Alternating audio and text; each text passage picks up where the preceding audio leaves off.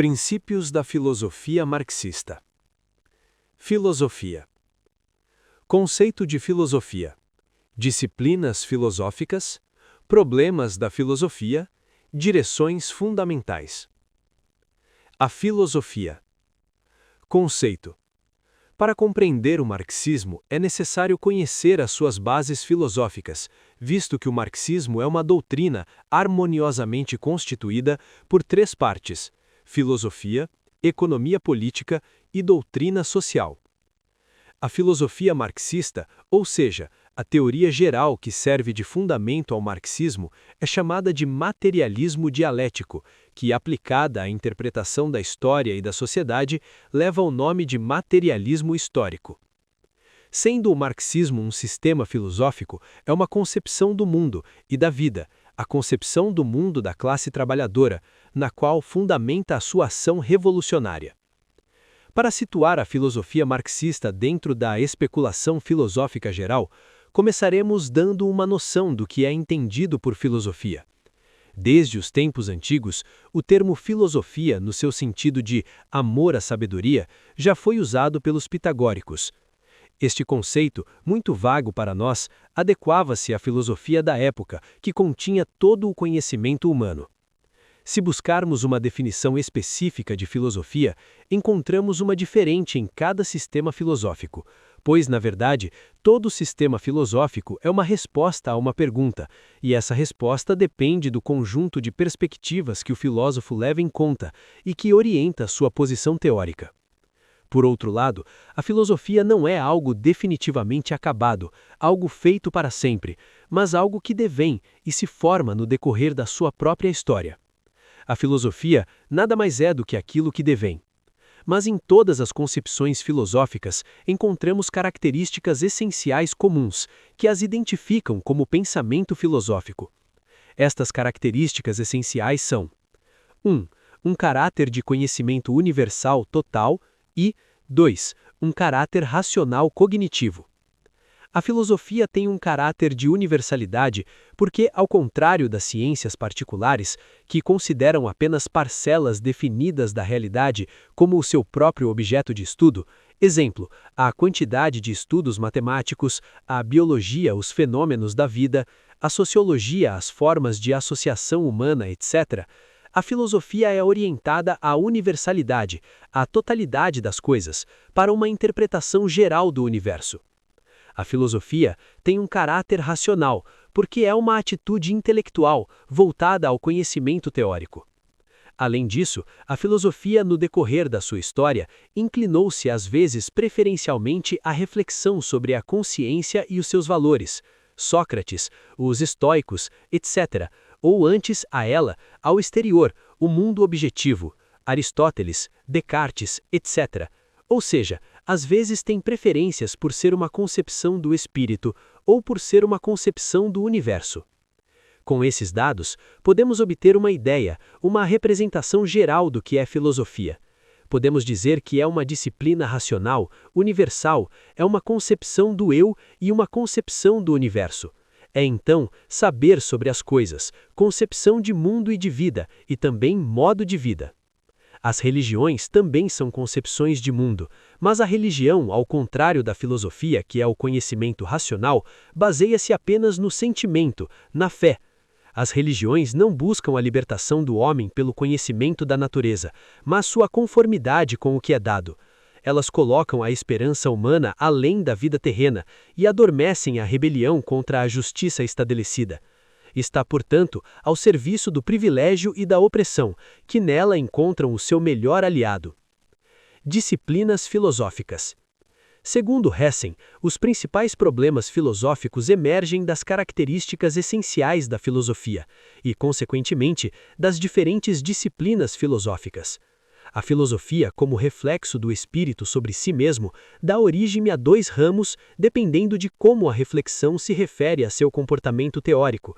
Caso em que temos a teoria da ciência, dividida em lógica e teoria do conhecimento, ou o seu comportamento prático, em cujo caso dá origem à teoria dos valores, axiologia.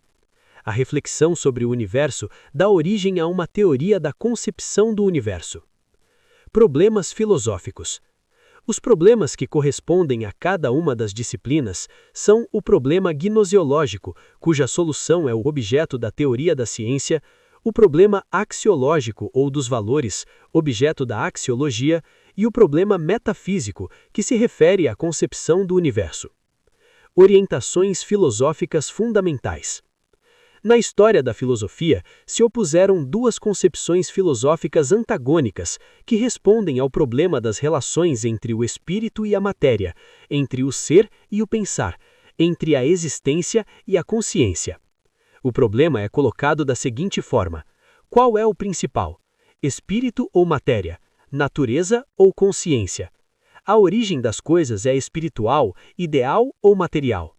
A resposta a essa pergunta determina a posição filosófica e a visão geral do mundo e da vida. Se respondermos ao problema das relações entre o ser e o pensar, entre existência e consciência, reconhecendo a primazia do primeiro desses termos, o ser, a posição é denominada materialista. Se ao segundo termo é dada primazia no pensamento, a posição é chamada de idealista. Quanto à posição idealista, é possível distinguir o idealismo filosófico, que já sabemos que explica o universo pela primazia dos princípios ideais. O idealismo gnoseológico pode ser diferenciado do idealismo metafísico. O idealismo gnoseológico consiste em afirmar a prioridade do sujeito sobre o objeto no processo de conhecimento. O idealismo metafísico torna o sujeito o próprio absoluto. Os idealistas consideram que o espírito é anterior à natureza e é independente dela. De uma forma ou outra, como a religião, admitem a criação do mundo, negam a perenidade da matéria e afirmam que a natureza tem origem no tempo. Consequentemente, negam a existência objetiva da natureza e suas leis. Os materialistas, por contra, explicam o mundo pelo próprio mundo, sem recorrer a forças sobrenaturais externas a ele. Ao reconhecer a existência objetiva da natureza, independente da consciência dos homens, assumem uma postura realista e, consequentemente, afirmam a validade das leis às quais estão sujeitos todos os fenômenos naturais e sociais. O materialismo é monista, pois reconhece um princípio material. O idealismo é dualista, se reconhece a existência de dois princípios, um material e o outro ideal, ou também pode reconhecer a existência única de um princípio espiritual, seja uma ideia, espírito ou Deus. Enquanto o materialismo é a expressão teórica das forças progressistas e avançadas da sociedade e, portanto, buscam o desenvolvimento social e científico, o idealismo é a ideologia das classes interessadas em manter a ordem social vigente. Enquanto o materialismo consistente é ateísta, a concepção idealista apoia, de uma forma ou de outra, a religião, que é, como sabemos, um instrumento regressivo de escravização das massas. Por outro lado, mesmo quando pretende sinceramente remediar os males sociais, buscará a causa e o remédio em ideias ou princípios puramente espirituais e morais, e não no regime económico e na estrutura de classes da sociedade. O materialismo, alheio à religião, baseia-se e confia na ciência, e conhecendo as leis sociais, atua com base na estrutura da sociedade. O idealismo de hoje. O idealismo filosófico contemporâneo encontra a sua expressão mais pronunciada nas tendências irracionalistas, que representam o que há de mais notável no pensamento burguês. Nascido na Alemanha, o irracionalismo reflete na sua evolução a trajetória da sociedade burguesa e as lutas de classes que nela se desenvolvem, desde a sua ascensão e culminação até ao seu atual estágio de aspiração. Preparou-se ideologicamente para o fascismo. É a expressão teórica da crise de decomposição sofrida pelo sistema capitalista e, como tal, se opõe abertamente ao materialismo e ao método dialético. Declarou a derrota da razão e nega a validade das leis e das conclusões da ciência. 2. Materialismo. O materialismo, conceito. A matéria. Formas da matéria. O movimento e as suas formas. Espaço e tempo. Materialismo, conceito. A definição de materialismo depende da concepção que se tem da matéria, consequentemente, varia de acordo com ela. Materialismo é geralmente entendido como a concepção que apenas reconhece a existência de matéria, corpos ou objetos determinados pelo espaço e pelo tempo. O materialismo, de um modo geral, rejeita tanto o dualismo que admite matéria e espírito como princípios, quanto o monismo espiritualista que reduz tudo ao princípio espiritual. Para o monismo espiritualista, a existência absoluta é o espiritual e o material, o corpo extenso é uma realidade subordinada, não só do ponto de vista da existência do ser, mas também do ponto de vista do valor. Para o monismo materialista, por outro lado, a existência absoluta é a matéria, entendida com suas propriedades como matéria, energia, e a realidade subordinada é espírito. O fato de um valor ou julgamento moral estar implícito na concepção da primazia da matéria torna o materialismo uma concepção do mundo, e não apenas uma posição filosófica. É uma atitude perante a vida. Em geral, podem ser afirmados como princípios essenciais da concepção materialista.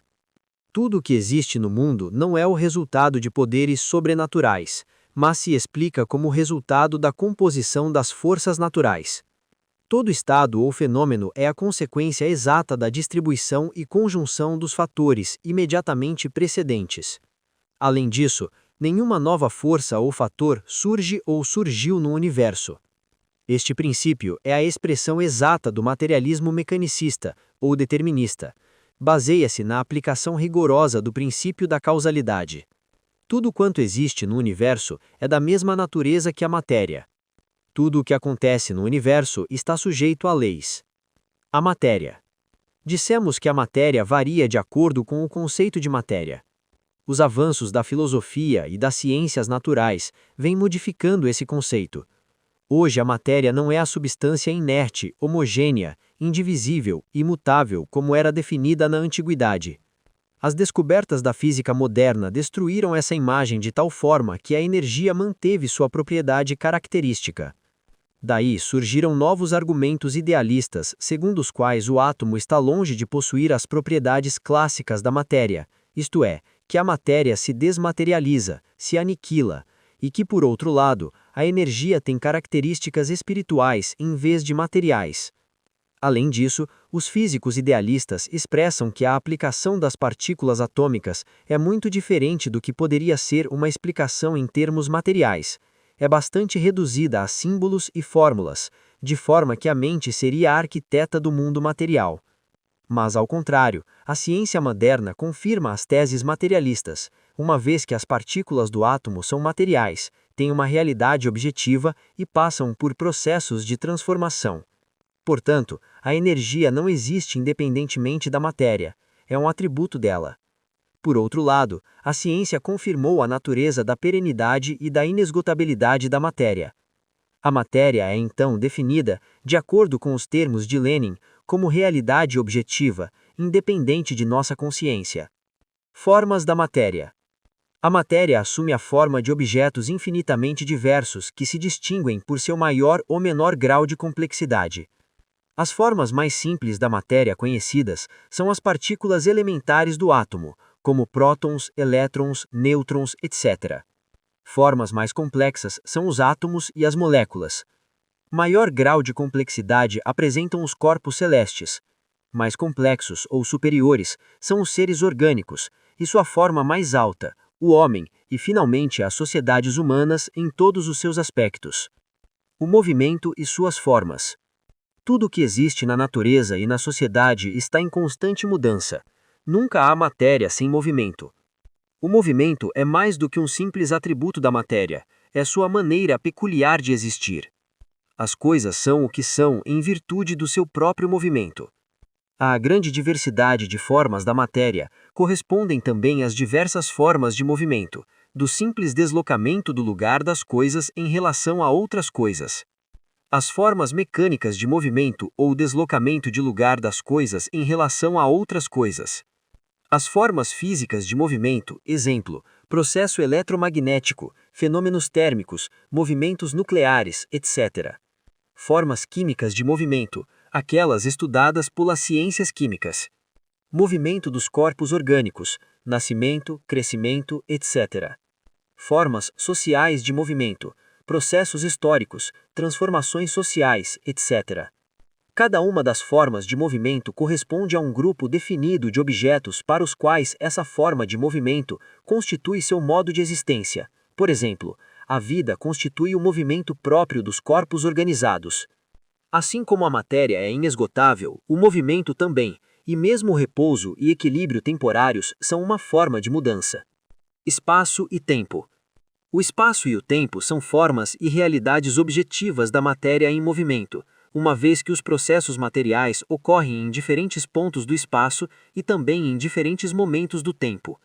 Portanto, não são simples formas mentais que o pensamento empresta à realidade. Assim como a matéria não pode existir fora do espaço e do tempo, também não podem existir independentemente da matéria. Terceira, história do materialismo. O materialismo na Antiguidade, o materialismo na Era Moderna, séculos XVII e XVIII, o materialismo mecânico, o materialismo alemão, Feuerbach. O materialismo na Antiguidade. O materialismo é uma postura filosófica que sempre esteve ligada à ciência e evoluiu conforme o seu desenvolvimento.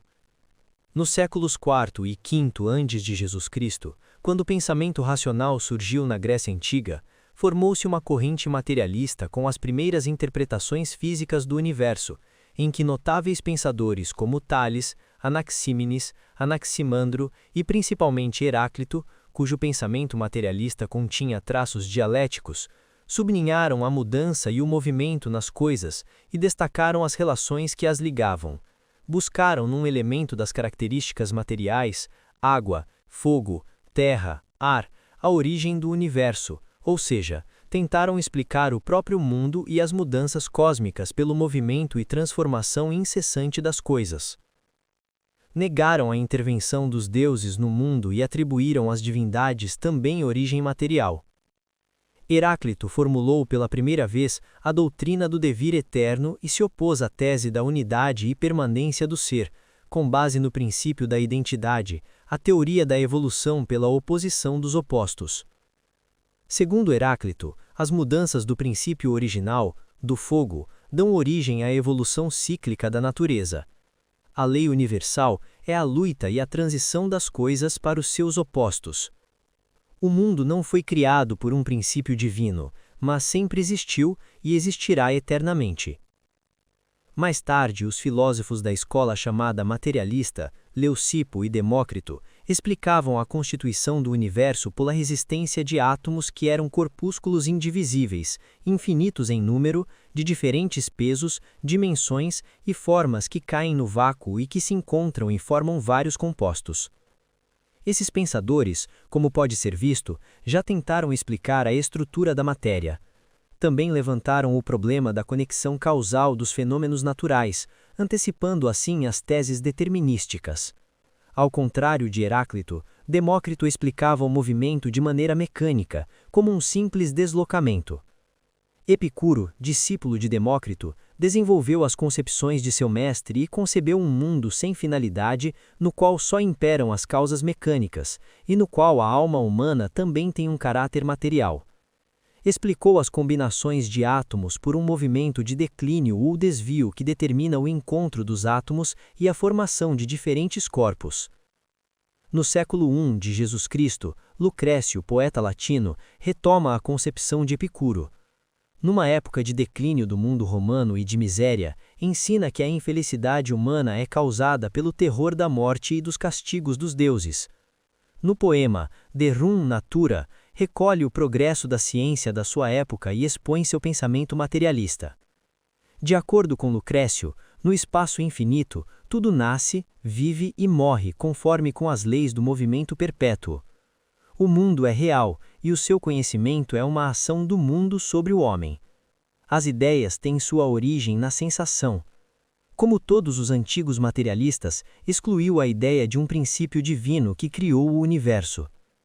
O materialismo antigo antecipou teorias que a ciência confirmou mais tarde, mas que naquela época não podiam ter importância real, porque careciam de uma base científica experimental.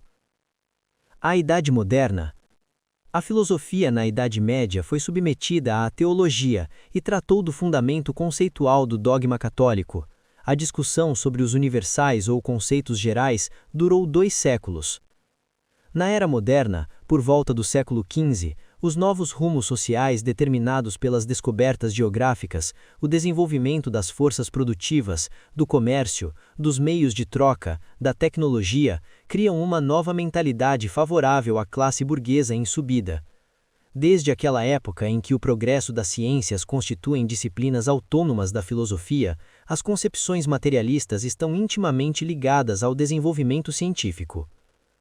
Nos tempos modernos, encontramos representantes da tendência materialista entre os empiristas ingleses e dentro do racionalismo francês. Na Inglaterra, Bacon é o precursor da ciência experimental com seu novo método. A ciência da natureza é a verdadeira ciência. As sensações elaboradas pela razão são a origem do conhecimento. Outro representante do materialismo inglês é Thomas Hobbes, cuja concepção possui características mecanistas. Ele estabeleceu a incompatibilidade da religião com o conhecimento científico. Locke defendeu, como todos os empiristas, a origem empírica das ideias e do conhecimento. Na França, a filosofia de Descartes possui definitivamente aspectos materialistas, que podem ser considerados uma das fontes mais importantes do materialismo dos séculos XVII e XVIII. Descartes, cuja dúvida metódica é apenas o caminho para chegar à verdade, nunca duvidou realmente da realidade do mundo exterior. Ele estabeleceu a objetividade da matéria e desenvolveu uma concepção mecânica da natureza, explicada pelas leis do movimento. De acordo com Descartes, a matéria é composta por partículas indivisíveis, que se distinguem pelo volume e forma, e preenchem completamente o espaço. O atributo da matéria é a extensão, e seu movimento consiste em um deslocamento. Descartes compara o organismo animal a uma máquina, estendendo este conceito ao organismo humano. O materialismo do século XVII é sobretudo mecanista, porque naquela época, entre todas as ciências, apenas a mecânica e apenas a dos corpos sólidos atingiu um alto grau de desenvolvimento. A química estava em seu tempo flogístico, a biologia estava em seus primórdios, e também se explicava por causas exclusivamente mecânicas. O mecanismo reduz todos os fatos a processos puramente mecânicos, e, portanto, elimina o dinamismo do ser e nega a finalidade dos processos e ocorrências. O mecanismo pode limitar-se à explicação do físico ou ser uma tendência também referida ao biológico, psíquico e até espiritual. De um modo geral, é aplicado o mecanismo a doutrinas filosóficas que explicam o conjunto de fenômenos no mundo e na vida pela lei universal de causa e efeito.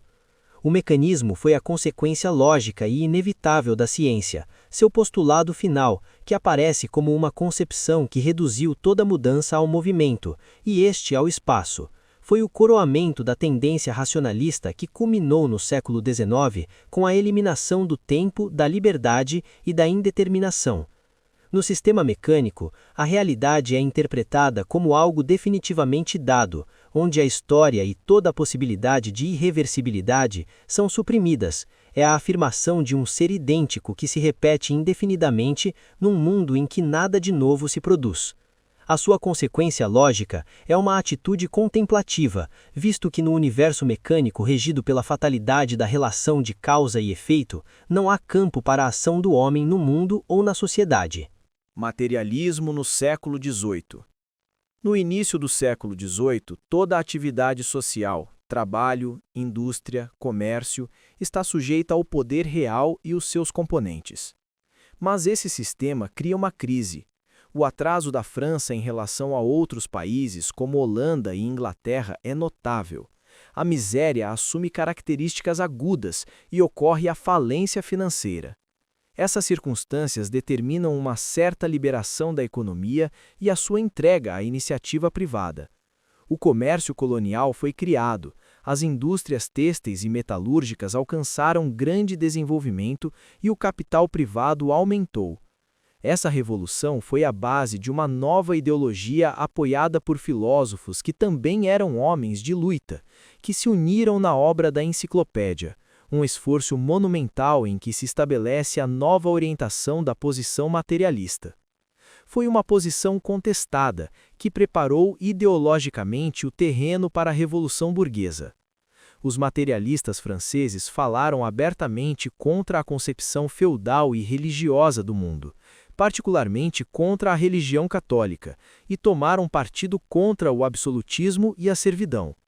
Essa orientação filosófica teve grande influência no pensamento da época, conduziu o movimento iluminista e teve como principais representantes Lametrie, Diderot, Helvétius ou Baty. As suas fontes teóricas foram as teorias de Descartes, o materialismo inglês do século XVII e a física de Newton.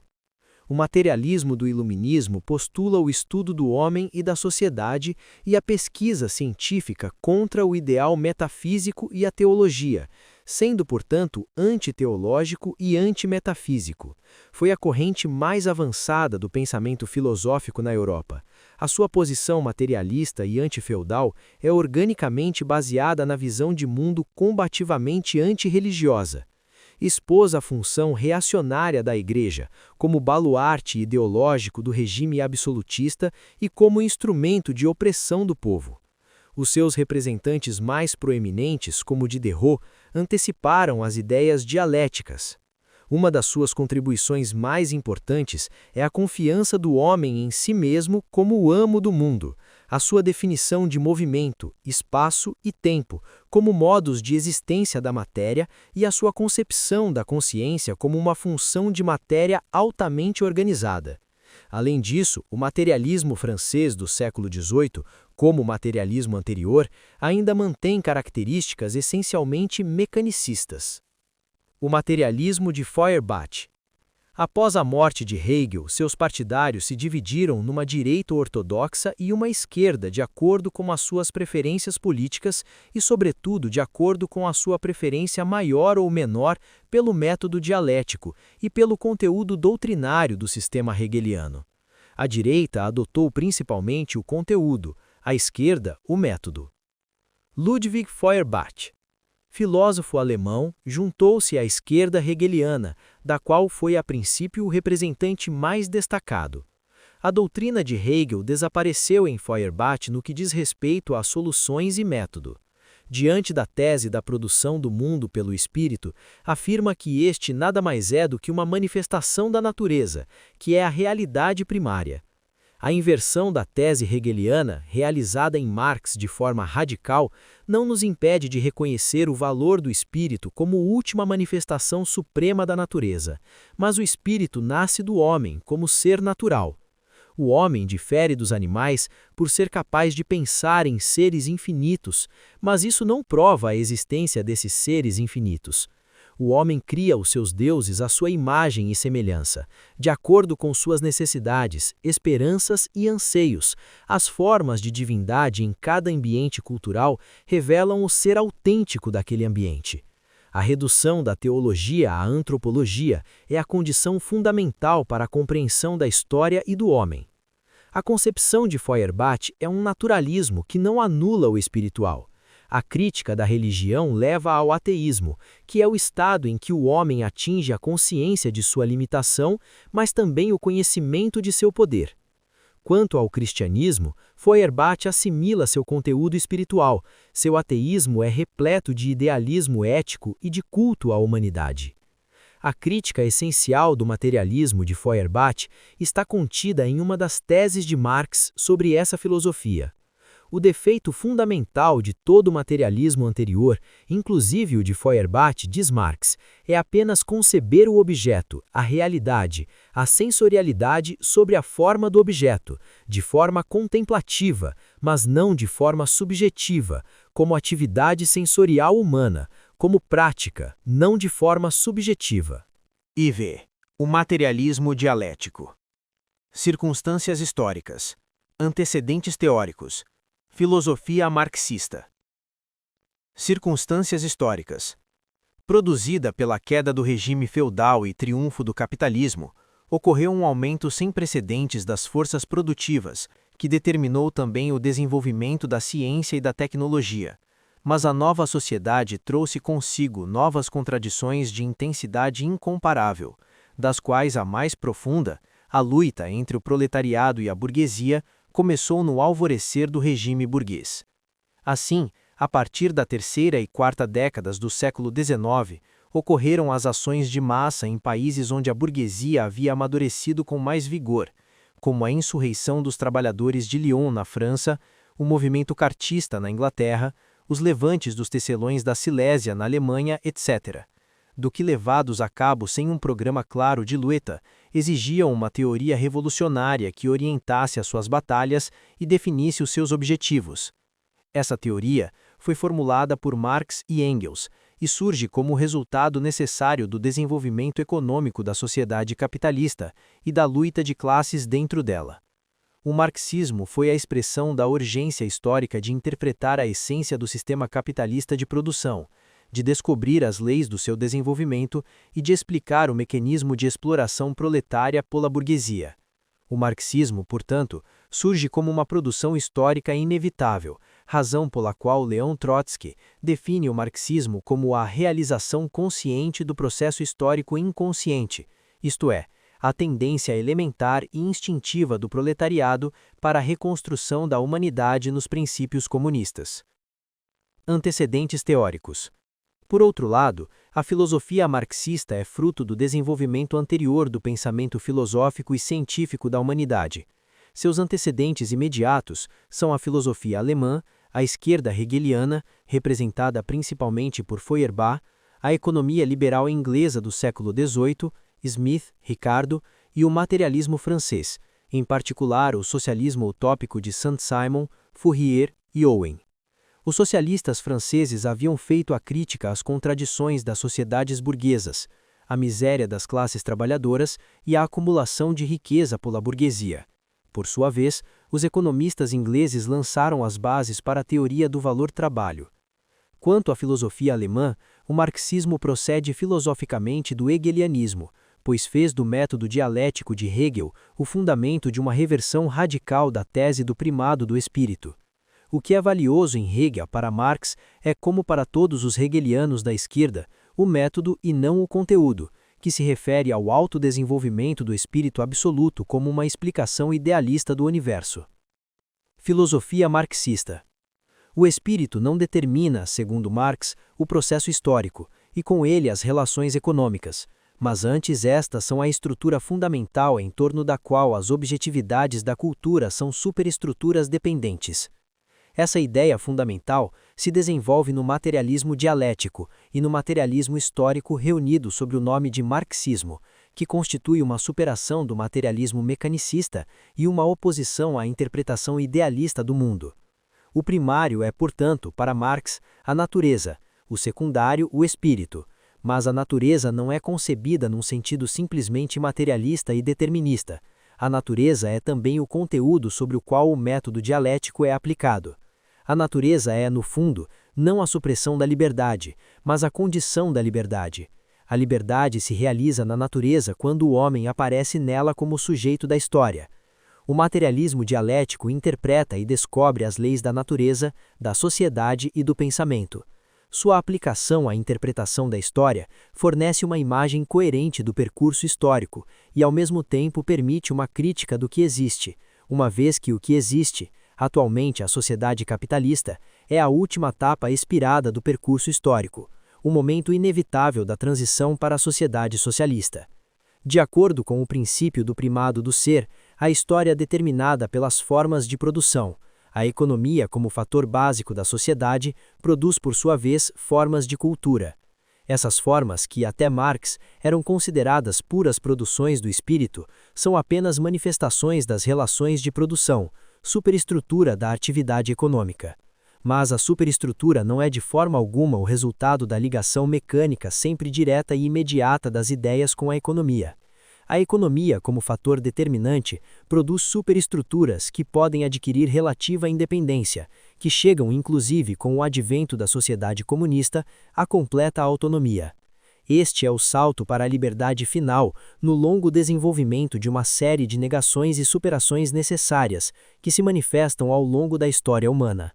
Das formas primitivas de produção ao capitalismo moderno, a história é a luta incessante entre os oprimidos e os opressores. Essa luta, que terminou no capitalismo moderno em uma oposição entre expropriadores e expropriados, entre a burguesia e os proletários, deve terminar necessariamente em uma revolução violenta que leva o proletariado ao poder. Mas esta etapa ainda não é a etapa de liberação definitiva. O Estado, que nas mãos das classes dirigentes da burguesia, neste caso, é apenas um instrumento de opressão, deve se tornar nas mãos do proletariado o instrumento de liberação, um meio para a supressão das classes e, finalmente, do próprio Estado. O triunfo do proletariado não é, portanto, a etapa final, mas uma transição para a etapa de liberação definitiva.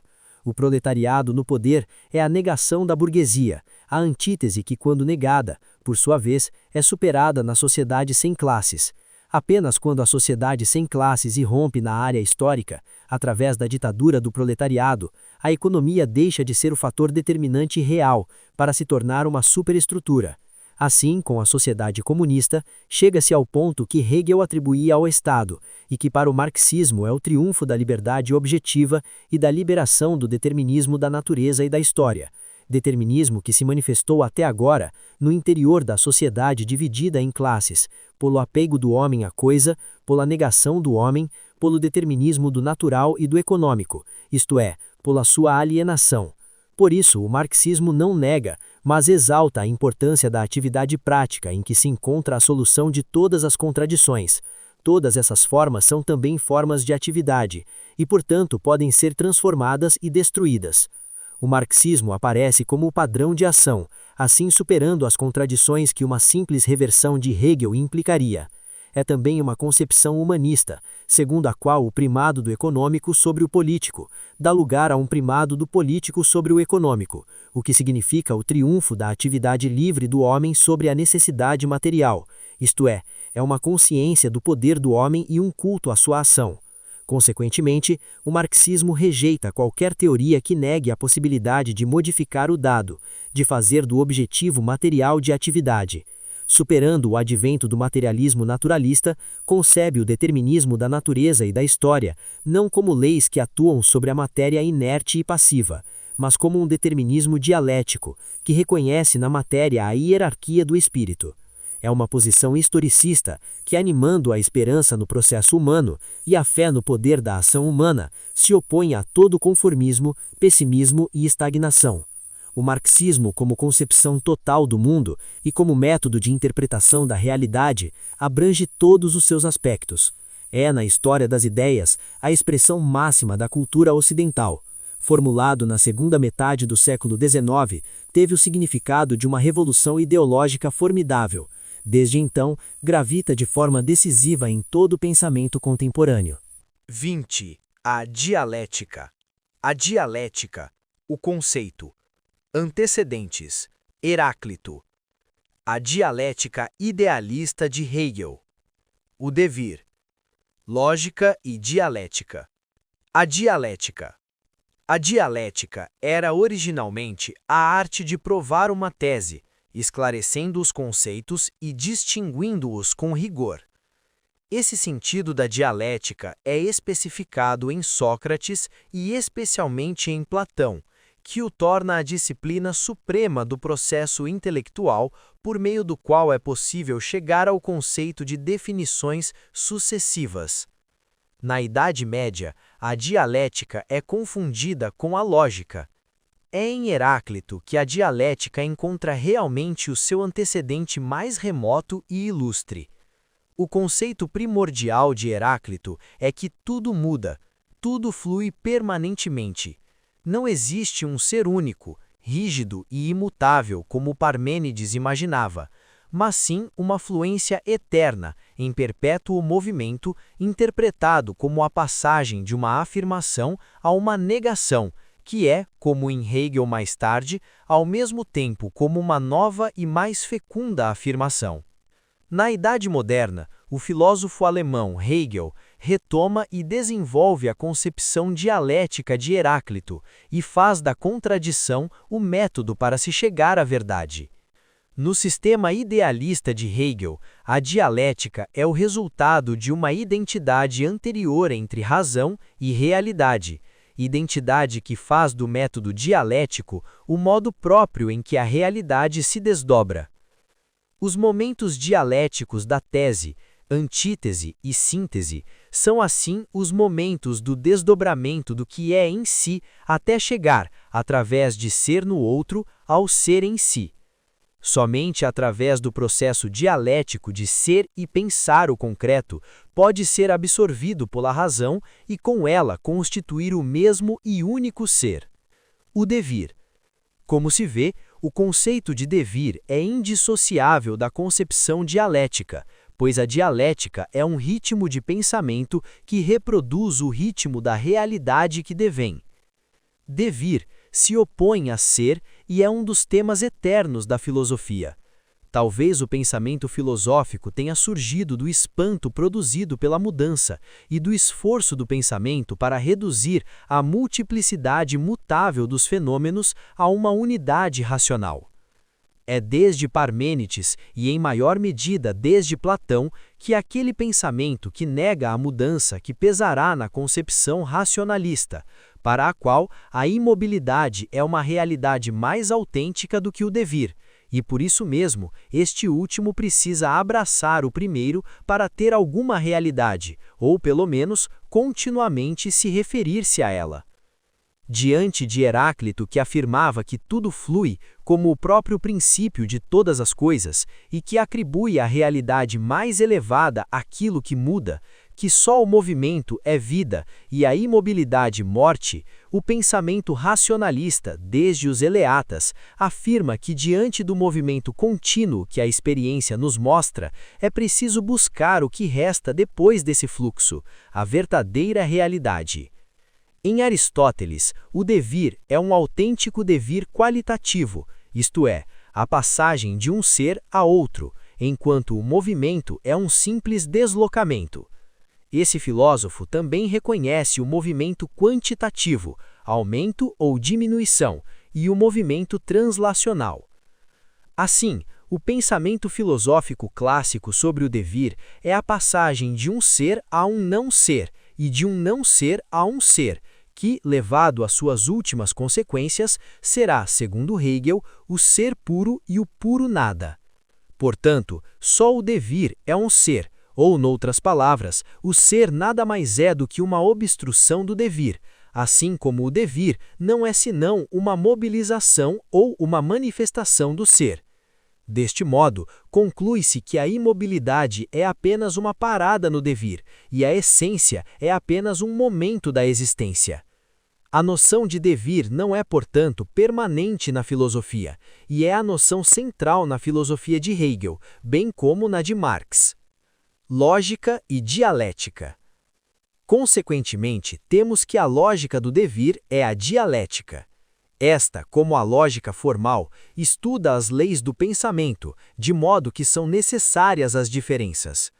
A lógica trata do pensamento como tal, a dialética trata do desenvolvimento, das ligações, transições, contradições dos conceitos que refletem os nexos, penetrações e contradições dos fenômenos do mundo objetivo. A lógica formal, ao estudar as estruturas das formas de pensamento, abstrai da sua origem e desenvolvimento. Pega os julgamentos, pensamentos e raciocínios já formados, limitando-se a diferenciá-los do ponto de vista da sua forma, da sua estrutura. Ao fazê-las parte de certas leis baseadas no princípio da identidade e imutabilidade do ser, essas leis são os princípios da identidade, da contradição e do terceiro excluído. As leis do pensamento enunciadas pela lógica formal refletem as relações mais elementares das coisas, o repouso, a estabilidade, portanto, é também um método de conhecimento. Mas é a dialética que, rompendo os estreitos horizontes da lógica formal, contém o germen de uma ampla concepção do mundo. A lógica formal dispensa todo desenvolvimento. Como já dissemos, a lógica dialética tem como conteúdo justamente o estudo daquelas ligações, transições e contradições que refletem as da realidade. A dialética não se limita a enumerar as diferentes formas de movimento discursivo, estabelecendo a subordinação entre elas e evidenciando como é mostrado ao longo do processo de conhecimento. Enquanto as leis da lógica formal reproduzem as relações mais elementares das coisas, o repouso, a estabilidade, as leis da dialética refletem as relações essenciais, abordando os fenômenos do ponto de vista do seu desenvolvimento, que inclui o repouso e a estabilidade relativa. Assim como a inércia é um caso particular do movimento, o pensamento que ocupa a lógica é um caso particular do pensamento dialético. Vês, as leis da dialética. A teoria dialética do desenvolvimento, a lei da contradição, contradições internas e externas. A teoria dialética do desenvolvimento, a lei fundamental da dialética, considera que a matéria, a natureza, está num estado de perpétua mudança e desenvolvimento. A materialidade do mundo e as suas mudanças formam uma unidade inseparável. O mundo é matéria em movimento, disse Lenin. Coisas e fenómenos só podem ser compreendidos considerando-os num processo de nascimento e devir. Estudar as coisas dialeticamente é estudá-las no seu passado e no seu devir, como uma transição entre o que foi e o que será. Por exemplo, a sociedade não pode ser considerada estática, mas em constante desenvolvimento. Tudo muda constantemente. Tudo o que existe tem uma história. O céu e a terra têm uma história. A vida seguiu um processo de evolução. As sociedades humanas e o pensamento humano têm uma história. Do mesmo modo, todas as formas de cultura seguiram um processo de desenvolvimento: a ciência, a arte, a religião, a filosofia. A teoria dialética da mudança concebe a realidade como a substituição do velho pelo novo, a morte daquilo e o nascimento daquele outro. Descobre as contradições internas de objetos mutáveis e encontra a força motriz do devir no aprofundamento e solução dessas contradições. A lei da contradição. Heráclito de Éfeso já havia dito que a contradição é a mãe de tudo o que acontece. Hegel repete: a contradição é o que o faz avançar. Unidade e luta de contrários. O marxismo desenvolveu essa concepção com base no princípio dialético da unidade e da luta dos opostos. Essa lei preside as relações recíprocas entre conteúdo e forma, essência e fenómeno, acaso e necessidade, etc., que são categorias da dialética, ou seja, os seus conceitos mais gerais. A importância da lei da contradição revela-se no facto de revelar a fonte e o motor do desenvolvimento. O seu aspecto mais discutido sempre foi a tese das contradições internas dos objetos, fenómenos ou processos. Pois bem, o pensamento dialético afirma que toda coisa se contém e contém o seu oposto. Dentro dela coexistem forças opostas, antagonismos, que lutam para que as coisas não mudem devido a uma força que atua de um só lado. Ao contrário, tudo muda pela ação de duas forças em direções opostas. Engels diz: os objetos naturais e fenómenos sempre carregam contradições internas implícitas, uma vez que todos eles têm o seu lado positivo e o seu lado negativo, o seu passado e o seu futuro, o seu lado expiratório e o seu lado do desenvolvimento. A luta entre esses dois lados opostos, a luta entre o velho e o novo, entre o que está a morrer e o que nasce, entre o que expira e desenvolve-se, formam o conteúdo interno do processo de desenvolvimento, o conteúdo interno da transformação das mudanças quantitativas e qualitativas. O progresso da ciência confirma cada vez mais a veracidade das teses dialéticas. Isso é particularmente corroborado pelas descobertas da física nuclear moderna. Contradições internas e externas. É preciso distinguir, do ponto de vista da dialética, contradições internas e contradições externas. As externas ocorrem entre diferentes processos e objetos. As internas estão implícitas na própria essência dos objetos e processos e envolvem a existência de tendências e aspectos opostos num mesmo objeto.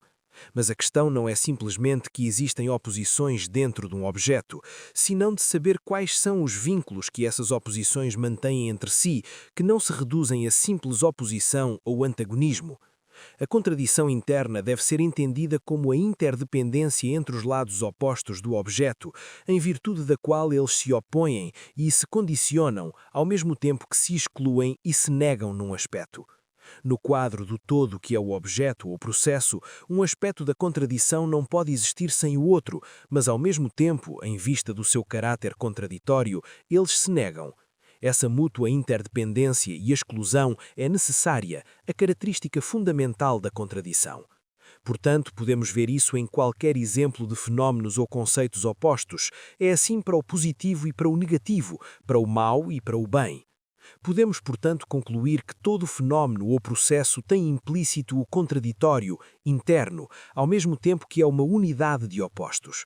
Por outro lado, deve-se notar que a contradição não pode surgir repentinamente, pode surgir primeiro como diferença, depois como antagonismo e, por fim, como contradição. É o caso das classes sociais em conflito, cuja presença é ao começo quase sempre diferença. As contradições resolvem-se na luta, não se reconciliam, mas antes são superadas. Isto implica a destruição do antigo e o nascimento do novo, o que significa uma transformação qualitativa do fenómeno. O que foi indicado sobre o desenvolvimento por meio do nascimento das contradições internas dos objetos nos permite chegar a uma conclusão fundamental sobre o caráter do movimento de desenvolvimento. O devir é movimento próprio, é autodesenvolvimento. Isto não quer dizer que a natureza ou a sociedade progridam por si mesmas, sem a ação do homem. O conceito de automovimento expressa serem os objetos ou fenómenos implícita a força motriz do seu desenvolvimento. Outro princípio importante é que a natureza desenvolveu-se das formas inferiores às superiores de acordo com as suas próprias leis. Na sociedade, o devir ocorre num sentido progressivo. Contradições externas. Cada objeto está ligado a uma infinidade de objetos diferentes e numa relação interdependente com eles, daí a necessidade de levar também em consideração as contradições externas dos fenómenos. Por exemplo, seria absurdo descartar o papel que corresponde às contradições entre a sociedade e a natureza, o que é uma contradição muito importante para o desenvolvimento social. Este é um caso de contradição externa. As contradições internas e externas também estão ligadas entre si, mas enquanto as internas têm um caráter secundário, as externas são essenciais. A luta dos opostos se manifesta de maneira específica nas esferas do mundo objetivo, tanto no campo da natureza como na sociedade e no pensamento. 7º. Lei da negação da negação. Conceito. A lei da negação da negação. Conceito. O materialismo dialético afirma que o processo do devir vai do simples ao complexo, do inferior ao superior. Este aspecto do processo de desenvolvimento é expresso na lei da negação da negação. Ao estudar as demais leis da dialética, vimos que o desenvolvimento inclui como aspecto necessário e sujeito às leis a negação. A mudança qualitativa, ou seja, da qualidade do objeto, implica a negação da velha qualidade. A luta dos opostos culmina com o triunfo de um deles, o que significa a negação do outro. A negação surge do próprio desenvolvimento à medida que o um se desenvolve, e os elementos, tendências e forças aparecem se excluindo mutuamente dentro dos fenômenos e objetos. A negação é um aspecto imanente, isto é, internamente necessário, de desenvolvimento. A luta dos opostos é uma luta de negação contra o que afirma e defende o que existe. Culmina na destruição de um dos termos ou aspectos opostos e o triunfo do outro, ou seja, termina na negação do que existia até então. A negação é essencial para o devir, porque sem ela todo o processo pararia, estagnaria, mas a negação não pode ser entendida num sentido absoluto, que não contém nada de positivo. Quando o proletariado destrói o sistema capitalista, deve afirmar um novo regime social, mas preservando tudo o que era valioso na sociedade capitalista. Portanto, essa negação dialética não é qualquer negação, mas uma premissa, uma condição de desenvolvimento. É um não que inclui um sim. Consequentemente, uma posição de ceticismo pessimista, de simples negação do que existe, não pode ser chamada de negação dialética. Pela sua condição de desenvolvimento, a negação expressa a continuidade desse processo de desenvolvimento. O novo não surge do nada, mas do antigo, e a conexão entre os dois é que o novo preserva o que há de positivo no antigo. O velho não é simplesmente jogado fora, mas é superado. O conceito de superação significa negação e conservação. Por exemplo, a cultura socialista, ao ultrapassar a cultura capitalista, será construída a partir desta e com os elementos valiosos adquiridos pela humanidade no seu curso histórico.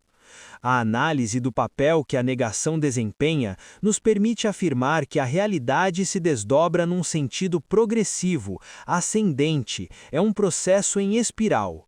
Com efeito, se a negação dialética não se reduz à mera destruição do antigo, mas a supera, preservando tudo o que é positivo dos anteriores, é evidente que cada nova fase conterá muito mais possibilidades de desenvolvimento do que a anterior.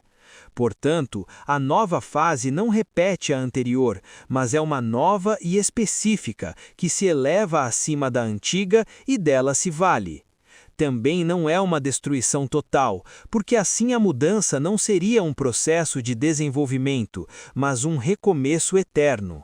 A fase superior sintetiza, assimila e reelabora tudo o que há de positivo nas duas primeiras, ao mesmo tempo em que seus elementos desatualizados desaparecem.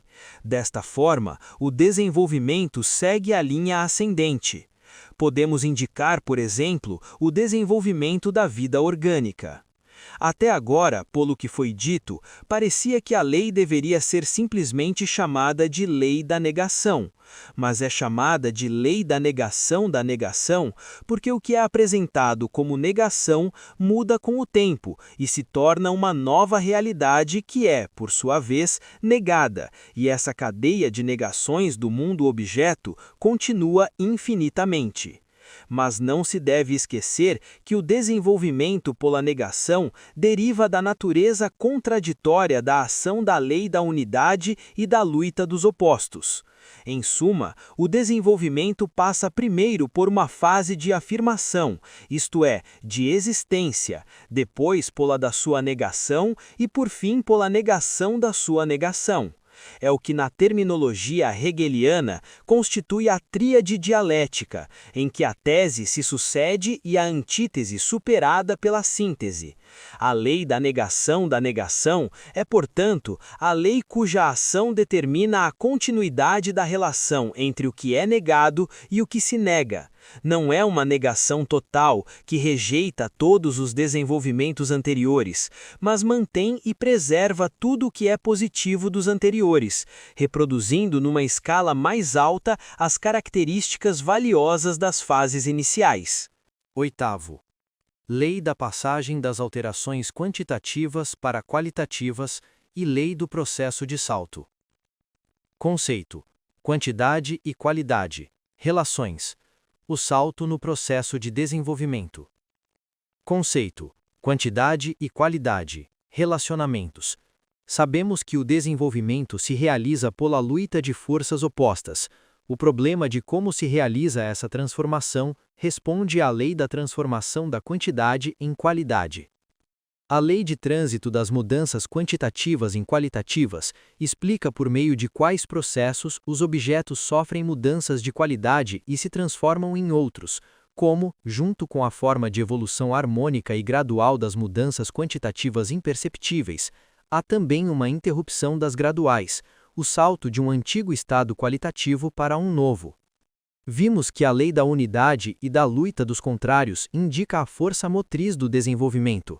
A lei da negação explica o processo gradual de desenvolvimento de uma acumulação quase imperceptível de mudanças quantitativas que, ao atingir uma determinada fase, levam à transformação do objeto.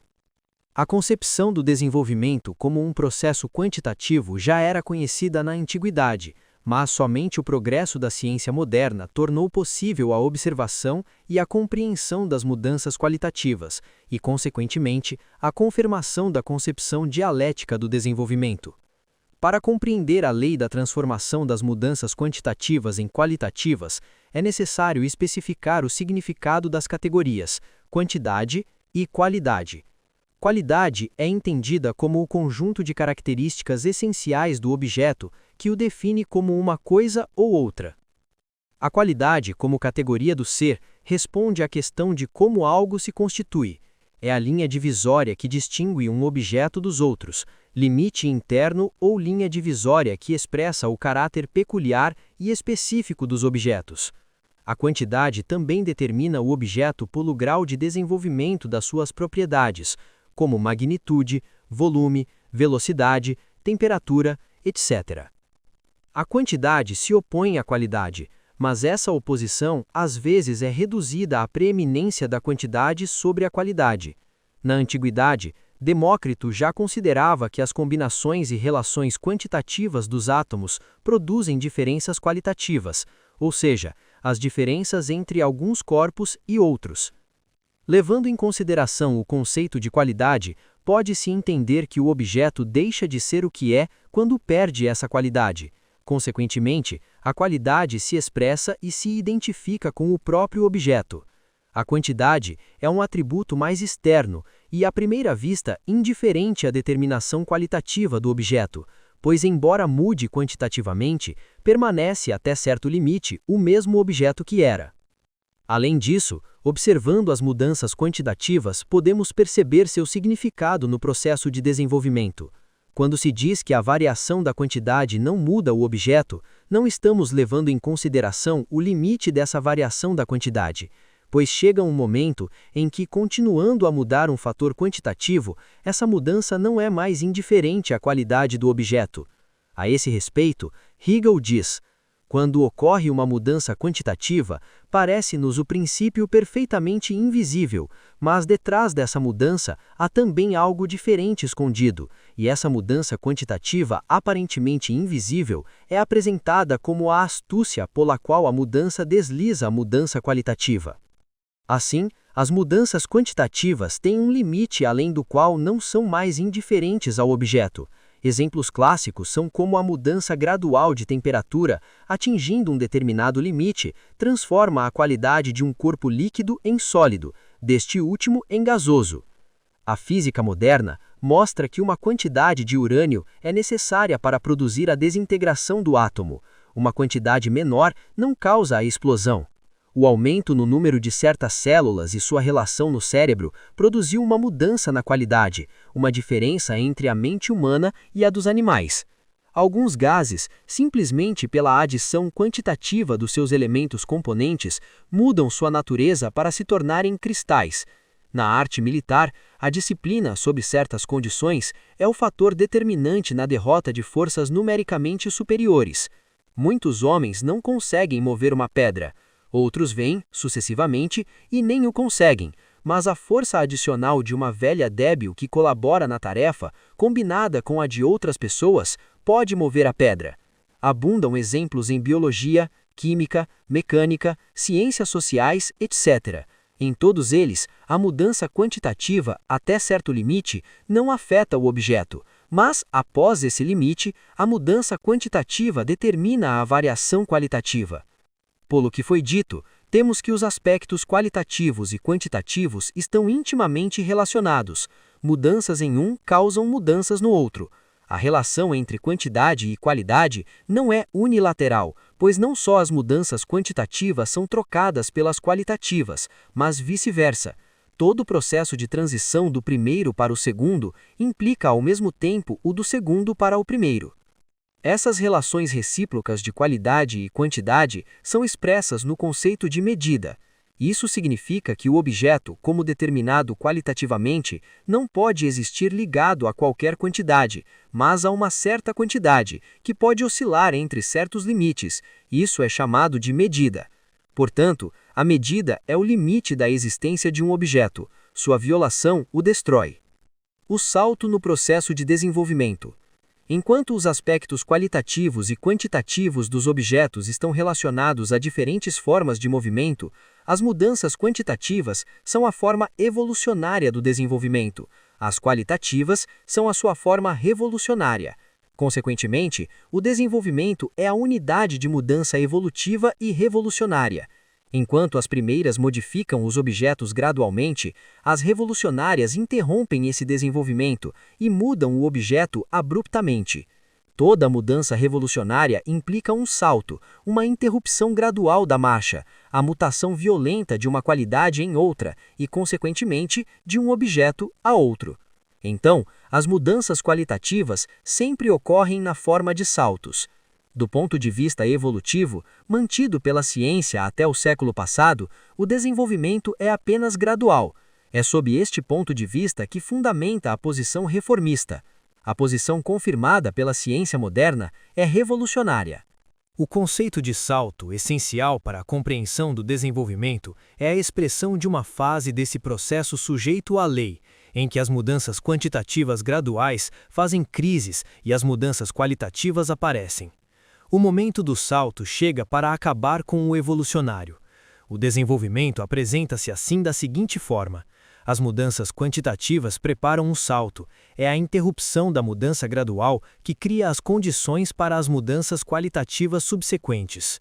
Assim, o desenvolvimento da natureza e da sociedade se apresenta como uma linha em que as mudanças graduais são interrompidas por saltos, pela violenta transição do velho para o novo, pela formação de novos estados qualitativos.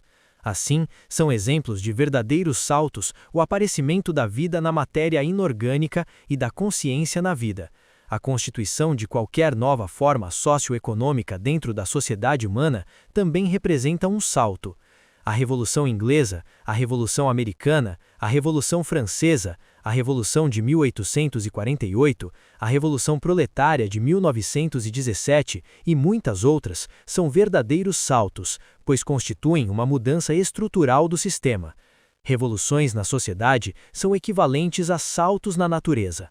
Em suma, a lei de passagem das mudanças graduais, se acumulando imperceptivelmente, chegam, em certa fase, a modificar qualitativamente os objetos, a trocar uma qualidade antiga por uma nova, por meio de um salto. 9. A teoria do conhecimento no materialismo dialético. Teoria do conhecimento. Conceito. A ação base do conhecimento.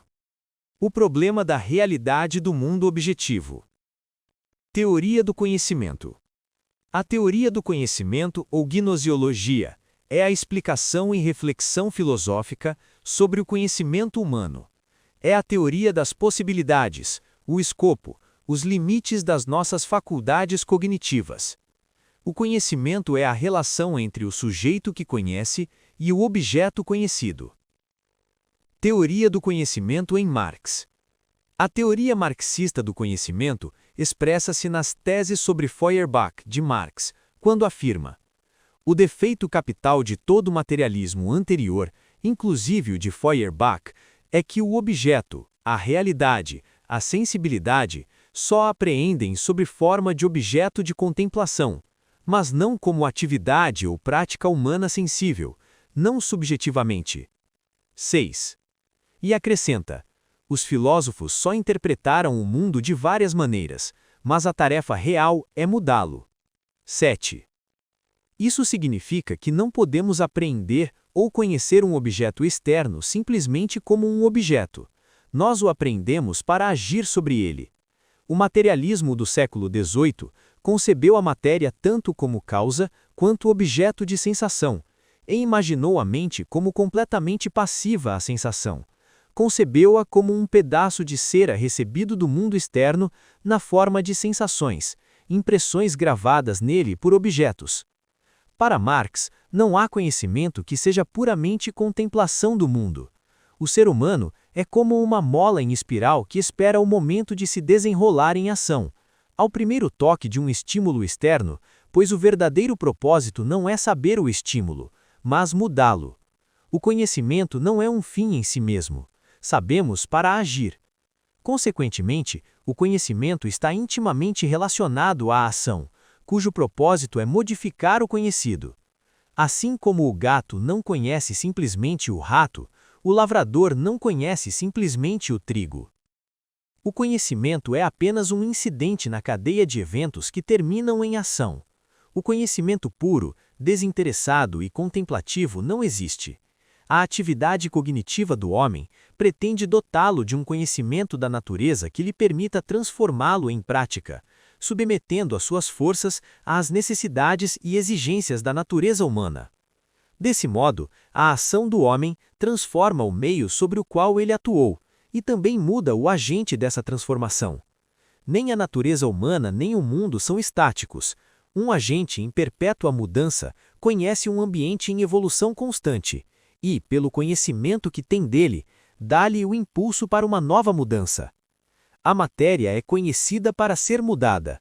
Se o conhecimento é o ato preliminar da ação, a matéria é a sua oportunidade.